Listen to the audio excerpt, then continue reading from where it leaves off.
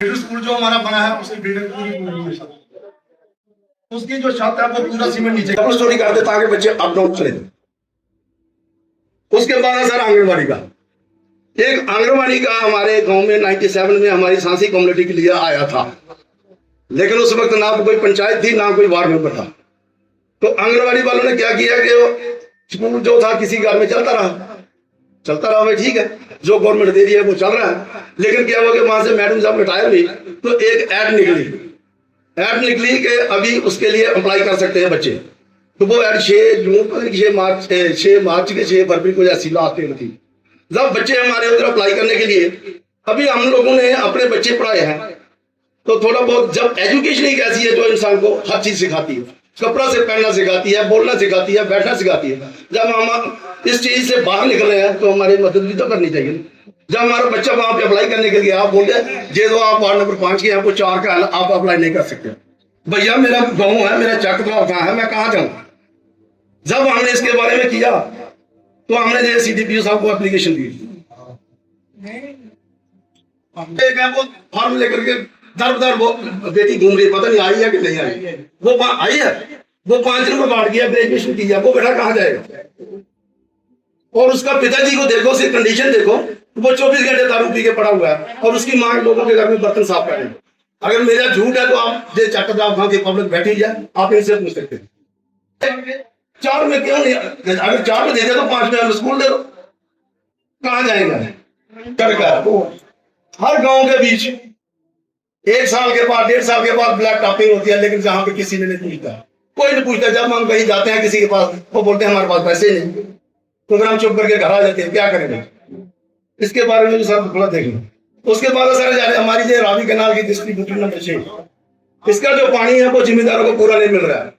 क्यों कि हर जगह में टूटी हुई है, इधर से लेकर उधर तक पूरी नहर टूटी है। जो पानी आता है वो रोड के बीच आ रहा है, जहां पे जरूरत है पानी की खेत में फंसा। अपने MLA साहब से बात की कि साहब इसकी टोबल बना दो और इसको रिपेयर करो। जब हर साल में डिस्ट्रीब्यूटर की जो सफाई आते हैं वो JCB से लेके ऐसे करके चले जाते हैं, ना कोई देखता ना कोई सुनता है। जहां पे जरूरत है वहां पे पानी नहीं है और जहां पे नहीं जरूरत है वहां पे पानी खड़ा है। उसके बाद सर जो हमारे घर है इनके ऊपर पुलियां बनानी थी, कलवर्ट्स, उनके बारे में मैंने 2024 में एप्लीकेशन दी BDO साहब के पास। उस वक्त BDO साहब वहां पे लड़की थी, मैडम तो मेरे बच्चों जैसी थी। मैंने बोला कि मैडम जी हमारे पुलिया बनाओ, बोले एप्लीकेशन दे दो, हम दे दे। वहां पे एक कंसर्निंग मुमताज जी, वो बोले उनके पास पड़ी है। 2024 से आज तक हमारी किसी ने सुनाई नहीं। मेरा अगर झूठ है तो हमारा ग्राम सेवक लड़का कहीं पे बैठा होगा, उससे भी पूछ सकते हैं आप कि 5-6 दिन हमारा एक मंदिर है, मंदिर में जाने के लिए हमें वो इतना घूम कर आना है। क्यों सीधा पुलिया नहीं डाल सकती है। हमारा जो स्कूल है उसको स्कूल के बच्चों को कहीं उधर से घूम के जाना है, स्कूल के सामने से पुलिया भी डाल सकती है, कहाँ जाए हम। उसके बाद आ गया पावर डिपार्टमेंट, बिजली वाला। हमारे गांव में, मेरे खेत में, मैं किसी की नहीं बोलता, मेरे खेत के अंदर मैं इतनी हाइट है तार की, खंबा ऐसे है और उसकी लेंथ है वो गांव की दूर तक है। लेकिन बोलते हैं यार इसको खंबे को उखाड़ देंगे साइड का, तो बोलते नहीं हमारे पास टाइम नहीं है। क्या करें हम, जब ट्रैक्टर चलाते हैं तो उसका सिलेंसर उसके बीच फंस जाता है, जब हम कंबाइन चलाते हैं तो उसके बीच फंस जाता है। एक खंबा जो पुलिया बनाई है उसके आगे आ गया, लेकिन वो उसको उखाड़ करके साइड में नहीं कर रहे हैं कि इसके ट्रैक्टर कैसे जाएगा, JCB कैसे जाएगी, कंबाइन कैसे जाएगी, कोई बात नहीं सुनता है। जब मैं पिछले साल गेहूं की कटाई की और मैंने लड़के को बोला, मैं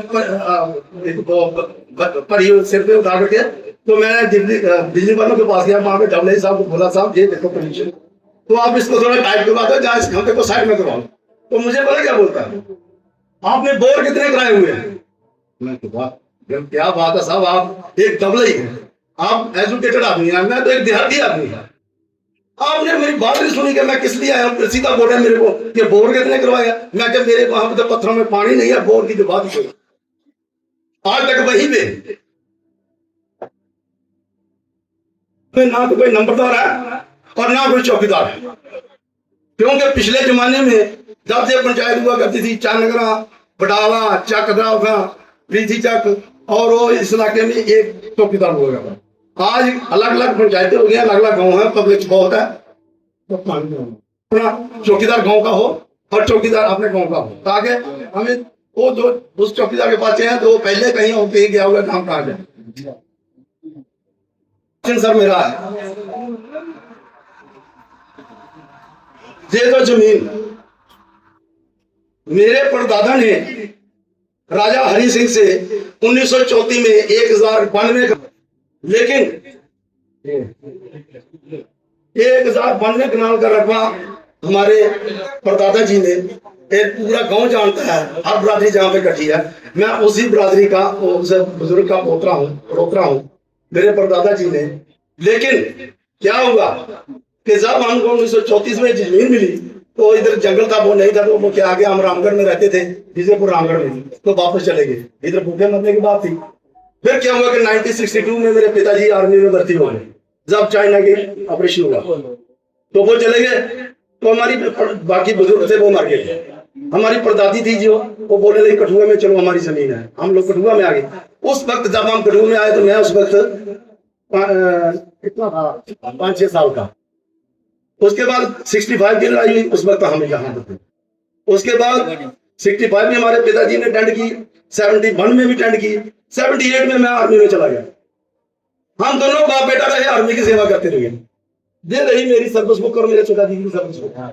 लेकिन जो हमारी जमीन थी, आज भी हम पटवारी के पास जाते हैं, ये तो भैया अलॉटमेंट है, ये तो सरकार है, आपका क्या है?